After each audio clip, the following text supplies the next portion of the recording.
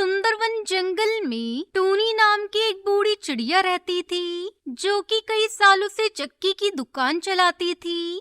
टूनी अपनी दुकान पर कई तरह के आटे पीसकर पक्षियों को बेचती थी। कई सालों से वो अपनी दुकान इसी जंगल में चला रही थी। टूनी चिड़िया की दुकान के ठीक सामने कालू को एक ढाबा चलाता था। कालू बहुत ही घमंडी किस्म का कौवा था। उसके ढाबे पर रोटी बनाने का आटा टूनी चिड़िया की दुकान से ही आता था।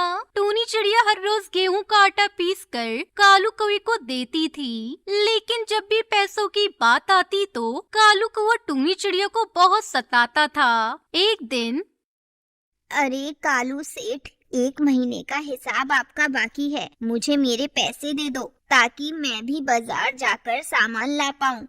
क्या अम्मा, जब देखो तब पैसे ही मांगती रहती है। अरे ले लियो आराम से, मैं कहीं भागा जा रहा हूँ।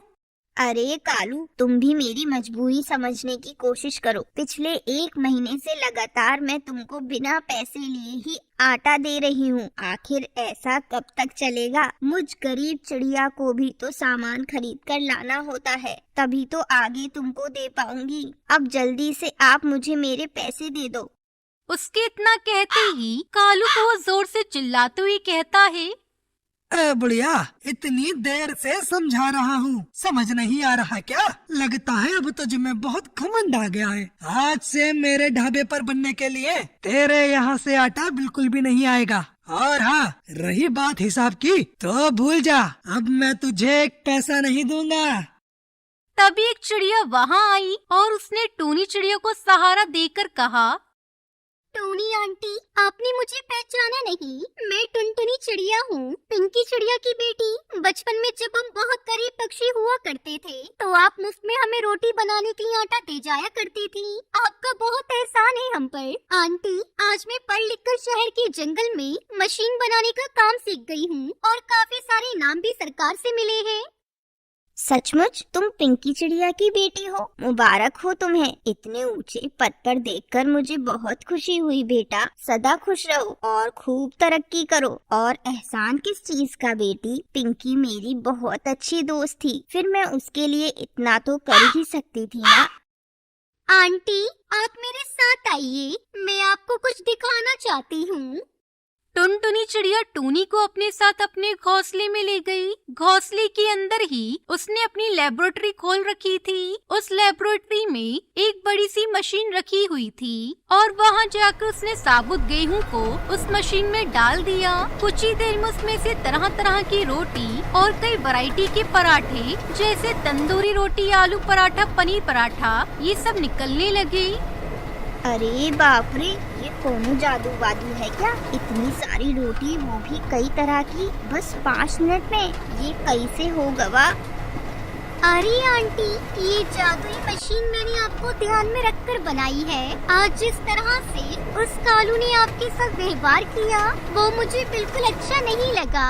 अब आप इसे अपनी दुकान पर रख लीजिए और कम दाम में तरह तरह की रोटी बनाकर बेचा करिए। फिर देखिए उस कालू का ढाबा कैसे 2 दिन में बंद होता है। बेटा, मैं तेरा ये एहसान कभी नहीं भूलूंगी। तुझे जिस चीज की भी जरूरत हो तो मुझे बता देना। अगर मुझसे जो बन पड़ेगा वो मैं करूंगी।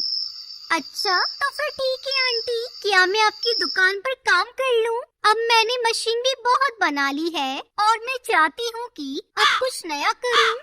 ठीक है बेटा, ये तो मेरा सौभाग्य है जो तू मेरे साथ काम करेगी।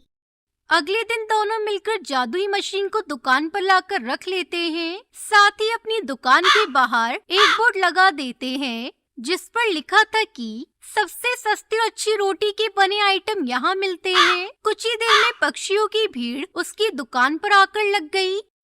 अरे टुनटुनी दीदी, क्या क्या है यहाँ खाने को? तंदूरी रोटी, प्लेन रोटी, पनीर पराठा, आलू पराठा। बस तुम ऑर्डर करो, जो चाहिए वही बनकर आ जाएगा। मेरे लिए तो आप तंदूरी रोटी लगा दीजिए। और मुझे आलू पराठे खाने। और मेरे लिए पनीर पराठा। ठीक है, अभी देती हूँ। 5 मिनट के अंदर पक्षियों की फरमाइशें पूरी होने लगी और ये देखकर दोनों बहुत खुश हुए। अब टूनी चिड़िया की कमाई काफी अच्छी होने लगी और कुछ ही दिनों में उन्होंने अपनी दुकान काफी बड़ी कर ली और अब सभी पक्षी उनकी दुकान पर बैठकर आराम से तंदूरी रोटी का आनंद लेने लगे। बेटा टुनटुनी, ये सब तेरी मेहनत का फल है। देख आज कैसे मेरी दुकान पर पक्षियों की भीड़ लग गई। तू सचमुच बहुत अच्छी चिड़िया है। तू हमेशा खुश रहे बेटी।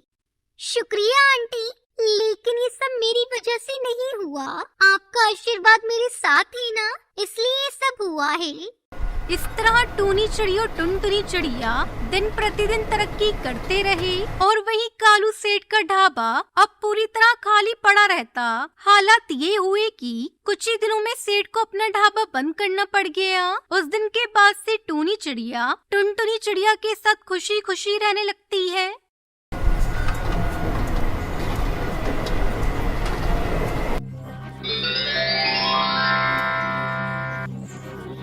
हरिपुर नाम के जंगल में टूनी नाम की एक चिड़िया अपनी बेटी टुनटुनी के साथ रहती थी। टुनटुनी के पिता उसके बचपन में ही मर गए थे। तब से उसकी माँ ही हर तरह से टुनटुनी की परवरिश करती थी। अपनी बेटी को किसी चीज की कोई कमी नहीं होनी चाहिए, ये सोचकर माँ टूनी बहुत मेहनत करती थी और टुनटुनी अभी छोटी थी, इसलिए वो उसे भी अपने साथ लेकर जाती थी। ऐसे ही एक दिन अपना काम खत्म करके घर लौटते वक्त टुनटुनी अपनी माँ से कहती है, माँ मुझे भूख लग रही है। घर पहुँचने में अभी काफी समय लगेगा। मैं तब तक भूखी नहीं रह सकती। नहीं बेटा, मैं तुम्हारे लिए खाना लेकर आई हूँ। आओ रुको, यहाँ खाना खाते हैं। तब तक आप लोग कमेंट पे बताएं 39 डिवाइडेड बाय 6 कितने होते हैं। ये कहते हुए वो दोनों एक पेड़ के पास रुकते हैं। वहाँ पर एक बूढ़े बाबा लेटकर कांप रहे थे। उसे देखकर टुनटुनी उससे पूछती है, बाबा जी आप यहाँ क्यों बैठे हो? उठिए, क्या हुआ आपको? इतने बड़े जंगल में अकेले, इसका मतलब ये रास्ता भूल गए होंगे। इन्हें उठाओ बेटा, खाने के लिए कुछ देते हैं। इतने में वो बूढ़े बाबा होश में आकर कहते हैं, प्यास लग रही है। टुनटुनी जल्दी जल्दी उन्हें अपने पास जो पानी है वो देती है। पानी पीने के बाद, ये लीजिए बाबा जी, रोटियाँ खाइए, आपको ताकत मिलेगी। ये कहते हुए वो अपनी सारी रोटी उस बूढ़े बाबा को दे देती है और खुद भूखी रहती है। वो बाबा उन रोटियों को एक चुटकी में खा लेता है। कुछ ज्यादा ही भूखे लग रहे हो बाबा जी, ये लो, ये भी खा लो। ये कहते हुए टूनी भी अपनी सारी रोटियां दे देती है। बेटा, मुझे रोटियां देने के लिए आपका बहुत बहुत शुक्रिया, लेकिन मेरी भूख बिल्कुल भी नहीं मिटी है। बाबा हमें माफ कर दीजिए, हमारे पास खाने के लिए जो कुछ भी था वो सब अपने आप को दे दिया। आप हमारे घर आ जाइए, जितनी चाहे उतनी रोटियां बना कर दूंगी। मेरी माँ जो बात कहती है वो करके दिखाती है बाबा जी। मुसीबत में पड़े लोगों की मदद करनी चाहिए। ये बात भी मुझे माँ ने ही सिखाई थी। वो आपकी मदद जरूर करेंगी।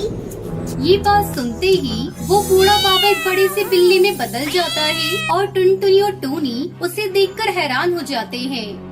अब बताओ, मेरी भूख मिटाने के लिए कितनी रोटियां बनाओगी? मदद करने के लिए आकार से या जीव से कोई मतलब नहीं है। मदद तो मदद होती है। मैंने तुमसे वादा किया था ना कि तुम्हारी भूख मिटाऊंगी। मैं अपना वादा हर हाल में पूरा करूंगी। ये कहते टूनी अपने घर जाकर एक टोकरी भर के रोटियां बनाकर लाती है, लेकिन वो बिल्ला उन सारी रोटियों को एक ही बार में खत्म कर देता है।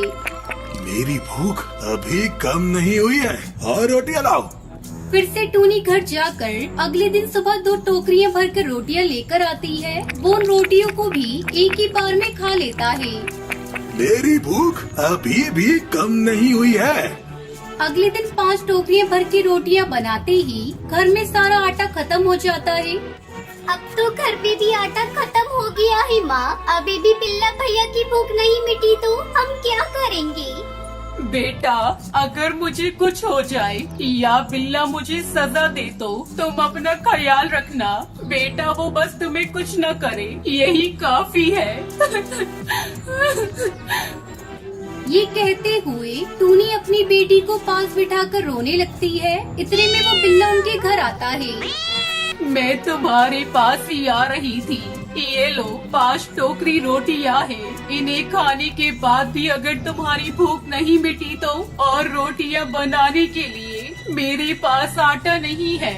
अब तुम मुझे जो चाहे वो सजा दे सकते हो। इतना सुनते ही वो विशाल बिल्ला एक परी चिड़िया के रूप में बदल जाती है। आप लोगों के कितने अच्छे दिल हैं। मैं आप लोगों से मिल पाई हूँ। मुझे इस बात की बहुत खुशी है। मैं आप लोगों की परीक्षा लेने के लिए आई थी। आप लोगों के बारे में जानने के लिए मैंने वो राक्षसी रूप लिया था, लेकिन आपने अपनी जुबान की खातिर अपना सब कुछ मुझे दे रहे थे। आप लोगों की अच्छाई मदद करने की हृदय के लिए मैं आपको एक इनाम देना चाहती हूँ। ये कहते हुए एक रोटी बनाने वाली मशीन को जादू से बनाकर वो उन्हें दे देती है। ये एक रोटियां बनाने वाला यंत्र है। इससे रोटियां बनाने के लिए आपको इसमें आटा डालने की भी जरूरत नहीं है। बस इसे अपने हाथ से घुमाते जाओ और इसमें से रोटियां निकलती जाएंगी। इसकी मदद से आपको कभी खाने की कमी नहीं होगी और जिंदगी आराम से कटेगी। इससे आप दूसरों की मदद भी कर सकती है। ये कहते हुए वो देव परी चिड़िया वहाँ से चली जाती है। उसके बाद टोनी उस यंत्र को इस्तेमाल करके अपने व्यापार को शुरू करती है। उसने जैसा सोचा था कि वैसे ही टुनटुनी को एक अच्छे स्कूल में पढ़ाती है। ऐसे ही बहुत सारे गरीब पक्षियों की भूख भी मिटाती रहती है।